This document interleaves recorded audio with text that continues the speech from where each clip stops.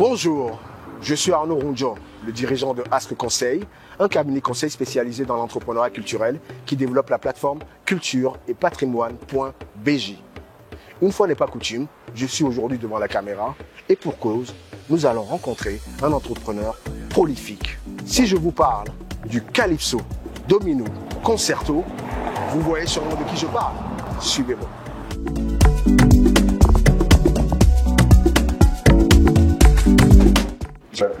Bonjour. Bonjour. Merci de nous accueillir chez nous. C'est nous qui vous remercions de nous permettre d'avoir cette audience. Nous sommes très heureux de cette opportunité pour nous donner pour découvrir ce personnage, ce serial entrepreneur, 23 entreprises au minimum, je pense, à votre actif. Alors, qui est ce serial entrepreneur? Alors, Ulrich Adjovi, je suis PDG du groupe Empire. Le groupe Empire, c'est un peu plus de 1000 employés en Afrique. Mes collaborateurs directs, nous formons une équipe intéressante, une équipe de jeunes qui ont envie de conquérir le monde et ça se passe plutôt bien depuis aujourd'hui 9 ans. Et nous fêterons l'année prochaine notre 10e année. C'est vraiment un plaisir pour nous d'être devant ces spectateurs. En tant que financier à la base, pourquoi avez-vous choisi le monde show business? Est-ce que j'ai choisi? J'ai pas vraiment choisi, ça m'a été, on va dire, imposé par la vie. Vous savez, moi je suis financier, expert en ingénierie financière, j'ai fait un cabinet de loi à Paris, je suis du monde des finances. Et un matin, j'ai un ami qui m'appelle, qui me dit, oui, je veux vendre une boîte de nuit. Je dis, moi je ne connais rien. Et il a insisté, il s'appelle Thierry Dina, il a insisté. Et le premier jour j'ai ouvert, je me suis rendu compte que j'ai rencontré 90% de ceux que je voulais rencontrer. C'était un hasard, hein. Mais j'avais 3 personnes importantes que je voulais rencontrer dans le monde des finances, qui étaient des patrons de banque, etc. Et le jour de l'ouverture, je les vois venir tout seuls au bar. Pourtant, en général, il te faut 3, 4, 5 rendez-vous pour pouvoir les voir.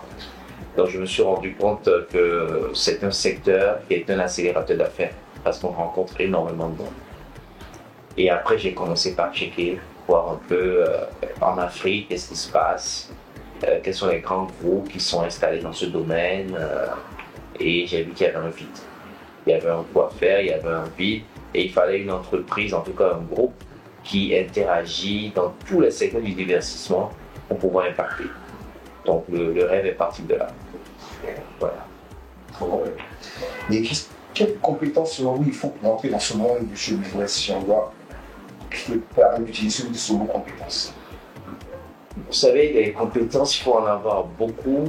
Après, chacun s'adapte selon ce qu'il a de meilleur. Vous savez, la femme la plus belle peut donner que ce qu'elle a. Ouais, donc moi je pense que moi, en tout cas à mon niveau, il m'a fallu la foi. Parce que sans la foi, je pense qu'on ne peut pas avancer. Il faut avoir la foi, de l'abnégation. Parce que c'est dur. Dans nos pays, c'est très dur. Il faut avoir de l'abnégation et avoir une vision. Tout simplement. Cette vision, vous l'avez? Je l'ai. Dans 10 ans, je sais déjà où je vais. Vous pouvez nous en dire un petit mot? C'est d'accord, il faut conquérir l'Afrique. Il faut conquérir l'Afrique. Le monde, c'est un peu trop grand. Mais déjà l'Afrique. Parce que l'Afrique regorge de tellement d'opportunités, tellement de potentiel. Il y a tellement de choses à créer chez nous en Afrique que moi, je suis totalement, avec toute mon équipe, en tout cas, sur les jeunes comme moi qui accompagnent cette vision, on est vraiment dans plusieurs projets pour conquérir totalement l'Afrique. C'est ce que nous vous souhaitons. Merci. Quand je dis Soar Baba, qu'est-ce que ce mot vous évoque? Alors, Soad Barbar, c'est un partenaire, c'est un frère, c'est mon associé de départ, c'est mon associé d'aujourd'hui, c'est quelqu'un avec qui on a créé une symbiose, on va dire une jonction entre le Liban et le Bénin, c'est un Libanais, et avec qui je suis en partenariat depuis pratiquement 12 ans maintenant. Ça se passe super bien, c'est un monsieur exceptionnel qui m'accompagne dans ma vision et je crois que jusqu'aujourd'hui ça se passe bien et je prie Dieu que ça continue. C'est un bon tandem, Libanais, Africain, c'est vraiment pas mal. Ça m'a apporté beaucoup de chance. Voilà. Je souhaite que ce couple-là puisse durer le plus longtemps possible. Voilà, bien sûr. Merci. Alors, vous nous disiez justement que vous voulez conquérir l'Afrique d'une certaine façon. Vous êtes déjà au Bénin, au Congo, au Nigeria, au Togo. C'est les pays où le groupe empire est déjà présent. Comment faites-vous pour rester dans le game, si on peut utiliser ce terme-là, dans plusieurs pays à la fois? Je crois en la formation. Je crois en ce que chaque collaborateur que nous avons a un potentiel. Et nous avons l'habitude chez nous, en tout cas au groupe Empire, de pouvoir amener les jeunes à avoir confiance en eux et à développer leur potentiel. Tous ces pays que vous avez cités, et il y en a d'autres que vous avez cités, sont des pays où c'est des collaborateurs qui sont passés par le Bénin, qui sont là-bas, qui drivent une équipe. Et après, on a la chance dans ces pays-là de rencontrer également des locaux, des nationaux qui prennent le relais. On a des compétences partout en Afrique. Donc moi, j'ai pris pour option de faire confiance en la jeunesse de nos pays. Au Burkina Faso, par exemple, où nous travaillons, nous avons un jeune que nous avons envoyé qui travaille en toute intelligence avec des jeunes burkinabés et ça se passe très bien. Ça se passe très très bien. En Côte d'Ivoire, c'est pareil et dans d'autres pays aussi, c'est pareil. Et je crois en ce que la jeunesse africaine a beaucoup de potentiel. Il faut juste leur donner la chance de pouvoir développer leur potentiel, de se découvrir eux-mêmes. Et jusqu'aujourd'hui, je crois que la grande jeunesse que nous formons autour de ce projet, nous arrivons à briller dans les pays dans lesquels nous sommes. Quel est le lien pour vous entre tous ces pays sur lesquels vous positionnez? Quel lien vous verrez? Ce que nous avons de commun, c'est l'Afrique. L'Afrique, les territoires sont pas loin. Alors, la Côte d'Ivoire, c'est à côté, c'est à 1 heure. Le Togo, c'est à 1 heure. Le Niger, c'est à 1 heure, en tout cas du Bénin. Après, quand nous allons un peu plus loin, sur le Burkina Faso, sur le Niger, tous ces pays-là sont voisins. Et pour moi, pour développer un secteur, pour développer une production, il faut d'abord voir à côté. Parce que ça facilite beaucoup de choses sur le transport, sur la logistique, sur les langues que nous avons en commun. Donc, on a choisi pour option, en tout cas, de se concentrer sur les pays membres de l'UEMOA, dans un premier temps. Après, on pourra monter à la CEDEAO et après toute l'Afrique. Voilà. Comment il faut que vous installez dans tous ces pays?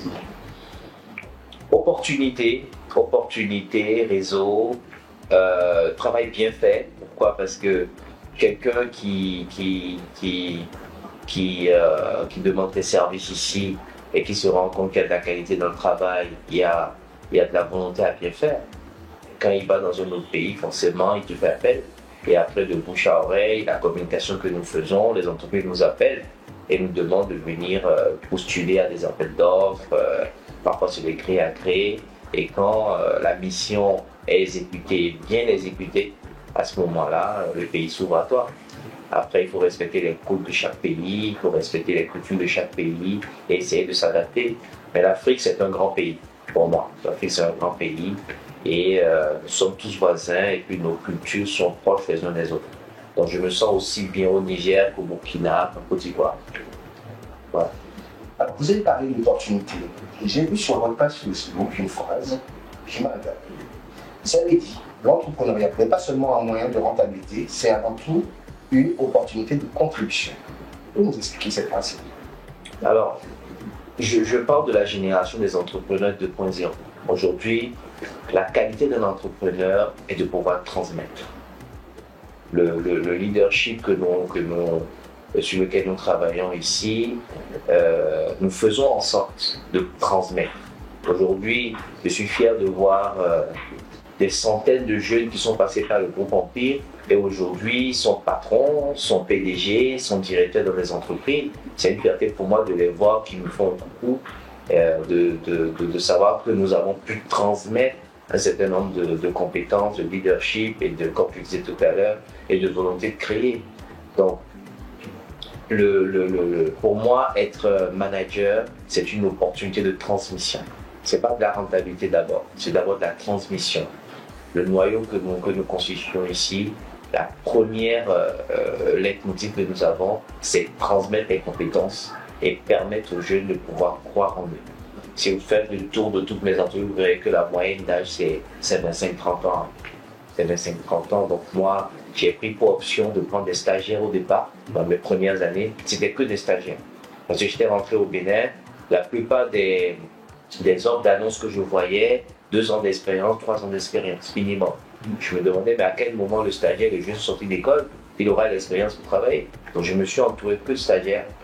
Et aujourd'hui, je suis fier de voir qu'il y a beaucoup de jeunes autour de nous qui deviennent des leaders et des patrons. Vous allez continuer à les accompagner. C'est ça. La contribution, c'est ça qui est essentiel. Partager, contribuer. Et j'apprends aussi des aînés. J'apprends aussi des jeunes comme moi. Pour moi, l'Afrique on doit avoir une interaction entre les jeunes. Ce que l'autre connaît de mieux que toi, tu t'adosses à lui pour apprendre. Et je pense que j'ai pu créer ça avec quelques amis, quelques connaissances, cette plateforme de partage d'expériences et d'opportunités. Voilà. Alors, parlons un peu maintenant du groupe Universal Group, donc, dans lequel vous êtes représenté. Alors, Universal Music Africa, c'est un mastodonte, hein, tout le monde connaît Universal Music. Ils sont dans la stratégie de développement de la musique et du live sur l'Afrique en général. Et je pense que dans leur stratégie, ils s'adossent sur certains, on va dire, promoteurs qui sont impactants dans leur pays.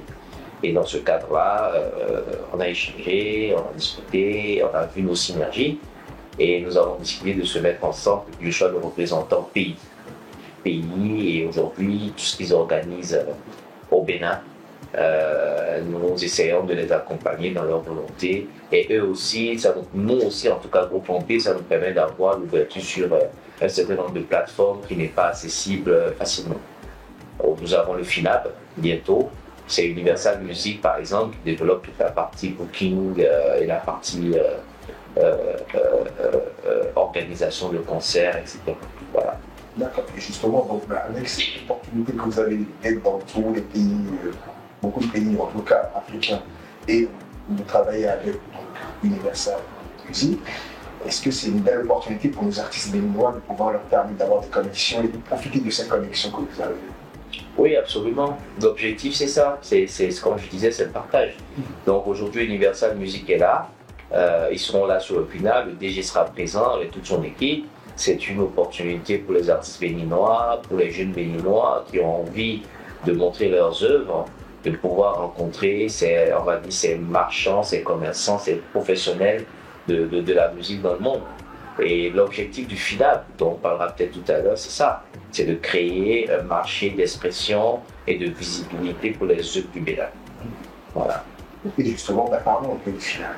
Comment vous êtes-il arrivé d'avoir cette idée de ce projet assez innovant et original?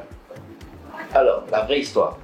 Je me retrouve au Burkina Faso, au siège de l'UEMOA, avec une dizaine de promoteurs importants, chacun dans son pays, chaque pays membre de l'UEMOA. Donc l'UEMOA a organisé justement cette séance où le Bénin, le ministre de mon pays, Habib Bola, a bien voulu me faire partir avec une délégation, nous étions 3. Chaque tour de table, chacun présentait le festival de son pays. Mais quand ça venait sur le Bénin, il y a des festivals ici au Bénin, mais des festivals d'envergure qui créent justement une ébullition dans le monde entier. On n'en avait pas. Il y avait le FIDEB, qui continue peut-être, mais il fallait avoir quand même un événement majeur. De là, à la fin de cette séance, qui a duré 4 jours, dans l'avion, je dis voilà, il faut que je crée un festival. Et il y a aujourd'hui 9 mois. Donc c'est un beau bébé. C'est un beau bébé. C'est un beau bébé. Donc rentré, je crée une équipe, comme je fais d'habitude, je crée une équipe que je dédie au FINAB. Et cette équipe a travaillé jusqu'à aujourd'hui. Nous sommes on va dire, à la phase finale. Hein, c'est le 14-19 février, on est à la phase finale. Et ce projet a été créé pourquoi? Nous avons créé un marché. Le marché, on l'a appelé Top Art. Pourquoi? Parce que le marché dans Top Art, vous connaissez le marché Top Art. C'est le marché le plus grand de la sous-région. Et nous sommes dit, nous allons créer le Top Art des arts. On l'a appelé Top Art. Et ce marché, c'est une vraie vitrine pour moi d'opportunités, de visibilité pour tous les artistes. Que ce soit les artistes plasticiens, les artisans, les artistes de la musique, de la mode, du cinéma. Nous avons voulu créer un marché pour que toute personne qui est étranger ou qui est béninois et qui a envie de venir voir la diversité artistique et culturelle du Bénin puisse avoir une date, une période où en une semaine, en 10 jours, il pourra faire le tour du Bénin en termes de propositions, en termes de diversité, en termes de création. Voilà, c'est pour ça que nous avons créé ce marché. Donc c'est une interaction entre les artisans, les artistes qui ont des produits et ces marchands, commerçants des œuvres qui sont partout dans le monde, qui viendront partager justement l'expérience du Bénin. On a eu à inviter beaucoup d'Africains qui sont là, on a plein d'artistes étrangers qui sont là de tous les angles, que ce soit comme vous dites, la mode, la musique. C'est vraiment une belle fête africaine.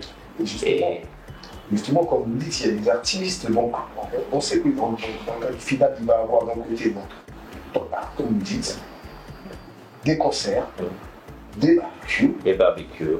C'est juste une particularité dans ça. C'est ça, c'est-à-dire les 7 arts que nous connaissons ici, nous avons décidé chaque année, ce sera un événement annuel. Chaque année, nous allons mettre 1 ou 2 arts en vitrine. Cette année, c'est les arts plastiques. Donc, les sommités de l'art plastique qu'on connaît dans le monde seront présents.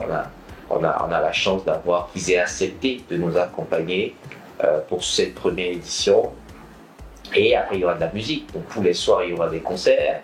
On a une grande parade qui sera organisée pour montrer aujourd'hui notre diversité musicale sur la danse. On aura une parade qui se fera à Ouida. Et après ça, diffusion de films, les différents films béninois qui ont impacté le Bénin. La plupart des producteurs ont accepté de mettre à disposition ces films-là. Je salue à l'occasion tous ces acteurs culturels béninois impactants qui ont accepté d'accompagner le projet. Donc on a beaucoup de films qu'on va diffuser sur la mode. On a Oyemi qui a accepté de faire des défilés pour accompagner le festival. Donc en réalité, je suis le porteur du festival, le président du festival, mais à l'intérieur, il y a vraiment beaucoup de volonté d'aider et on a beaucoup de promoteurs qui ont accepté organiser ce festival avec nous. Et ça, c'est vraiment louable. Démarche collaborative et instantanée. Je suis très reconnaissant à tous ces artistes et promoteurs qui ont accepté pour une première édition accompagner autant ce projet qui pour moi est ambitieux. Vous avez parlé donc du différents arts on verra sur le final. Mais il y a une particularité justement dont j'ai parlé rapidement tout à l'heure qui est, on va dire, notre patrimoine immatériel, de parler de nos plats. J'aimerais que vous nous en disiez un peu plus sur ce barbecue, on va dire, géant qui a cette volonté de nous présenter les mets de notre pays, donc notre patrimoine aussi de certaine façon. C'est ça. L'objectif est de montrer tout notre patrimoine dans toute sa diversité. Donc on a pu convaincre certains restaurants de venir aujourd'hui présenter cette diversité culinaire que nous avons. Nous parlerons des plats de Djougou, de la Téténou, de la Domba, du centre du Bénin, du sud du Bénin. Et on a invité quelques pays.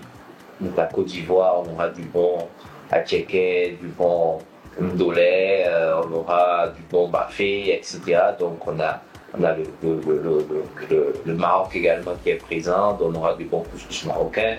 Donc toute cette diversité africaine est un peu sublimée autour de ce festival.